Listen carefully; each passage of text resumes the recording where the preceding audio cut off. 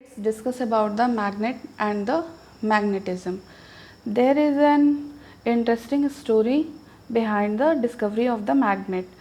पुराने ग्रीस के जो लोग थे उनका ये मानना था कि मैग्नेट की खोज उन्हीं के एक शहर मैग्नीशिया में हुई थी। वहाँ पे एक चरवाहा रहता था मैग्नीशिया में जिसका नाम मैग्नीज था। एक बार क्या हुआ कि वो अपनी भेड़ों को चराने के लिए पहाड़ों पर लेकर के गया।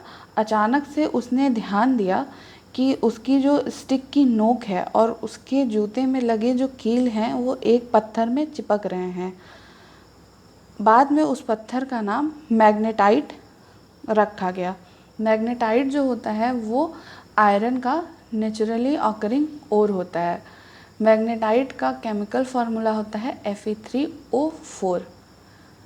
विलियम ग्लिबर्ट नाम के साइंटिस्ट ने ये बताया था कि अर्थ जो है वो मैग्नेट की तरह वर्क करती है और मैग्नेट में दो पोल होते हैं। This is the earth and this is the south pole of the earth and this is the north pole of the earth.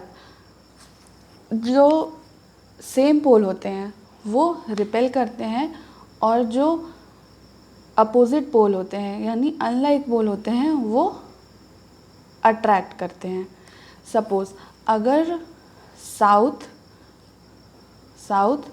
Plus south कोई भी मैग्नेट है जिसका साउथ पोल और साउथ पोल अगर पास में लाएंगे तो वो रिपल्शन शो करेगा।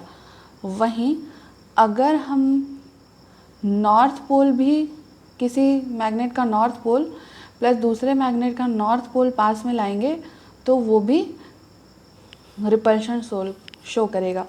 बट वहीं किसी का साउथ पोल होगा किसी मैग्नेट का और किसी का नॉर्थ पोल होगा तो it will show attraction.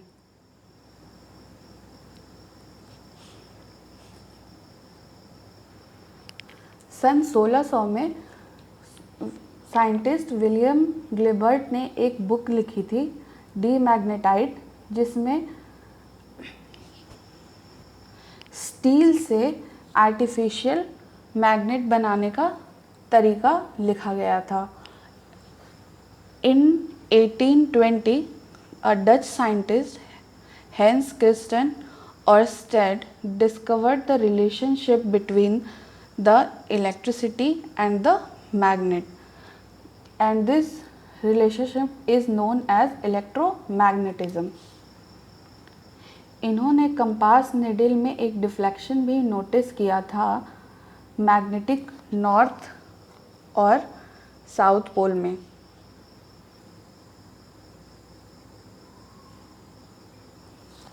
Let's discuss about the magnetism. Magnetism is the fundamental property of a matter। ये मास और इलेक्ट्रिकल चार्ज की तरह किसी भी सब्सटेंस की फंडामेंटल प्रॉपर्टी होती है। जब कोई भी मटेरियल एक्सटर्नल मैग्नेटिक फील्ड में जैसा बिहेव करता है उस प्रॉपर्टी को मैग्नेटिक ससेप्टिबिलिटी कहते हैं। मैग्नेटिक ससेप्टिबिलिटी का मतलब होता है कैसे कोई भी चीज़ किसी भी चीज़ के आसानी से इन्फ्लुएंस में आ जाती है। जो चार्ज पार्टिकल मूव करते हैं या स्पिन करते हैं वो मैग्नेटिक फील्ड बनाते हैं। Classification of the magnet: paramagnet, diamagnet and ferromagnet. First of all we will discuss about the paramagnetism. Paramagnetic substance में अनपेयर्ड इलेक्ट्रॉन होता है और अनपेयर्ड इलेक्ट्रॉन होने की वजह से मैग्नेटिक सब्सटेंसेस जो होते हैं, जो पैरामैग्नेटिक सब्सटेंसेस होते हैं, वो स्मॉल मैग्नेटिक मोमेंट शो करते हैं। जब कोई मैग्नेटिक फील्ड नहीं होता है तो ये रैंडमली अरेंज्ड होते हैं और एक दूसरे के मैग्नेटिक मोमेंट को कैंसिल करते हैं। सपोज़ ये पैरामैग्नेटिक कोई सब्सटेंस है और इसमें जो भी मटेरियल हैं सब वो रैंडमली अरेंज्ड हैं और जब रैंडमली अरेंज्ड है तो ये जो एरो है वो इस एरो को कैंसिल कर देगा ये वाला जो है वो इसको कैंसिल कर देगा और कोई ख़ास मैग्नेटिक फील्ड नहीं बनेगा। लेकिन वहीं अगर कोई भी स्ट्रॉन्ग मैग्नेटिक फील्ड प्रेजेंट होता है तो उसमें जो सब्सटेंसेस होते हैं जो रैंडमली अरेंज्ड है, वो अगर ये कोई स्ट्रॉन्ग मैग्नेटिक फील्ड है B0, तो ये जो है उसके डायरेक्शन में अरेंज हो जाएंगे और ऐड होकर के एक स्ट्रॉन्ग मैग्नेटिक फील्ड बनाएंगे। Paramagnetic substances have low positive susceptibility. Example tungsten, caesium, aluminium, lithium, magnesium and sodium. एक मोस्ट कॉमन सब्सटेंस होता है पैरामैग्नेटिक सब्सटेंस, जिसे हम लोग MR में कंट्रास्ट के रूप में प्रयोग में लाते हैं, वो होता है गैडोलीनियम। इस फिगर में हम लोग देख रहे हैं कि होमोजेनियस मैग्नेटिक फील्ड है, ये पैरामैग्नेटिक सब्सटेंस है, और जो पैरामैग्नेटिक सब्सटेंस है वो मैग्नेटिक फील्ड में किस तरीके से बिहेव कर रहा है। Now we will discuss about the diamagnetism. Diamagnetism में जो इलेक्ट्रॉन होते हैं वो पेयर्ड होते हैं। इसमें कोई भी एक्सटर्नल मैग्नेटिक फील्ड प्रेजेंट नहीं होता है। अगर कोई एक्सटर्नल मैग्नेटिक फील्ड अप्लाई किया जाता है तो जो डायामैग्नेटिक सब्सटेंस है वो एक स्मॉल टाइम के लिए मैग्नेटिक मूवमेंट शो करते हैं।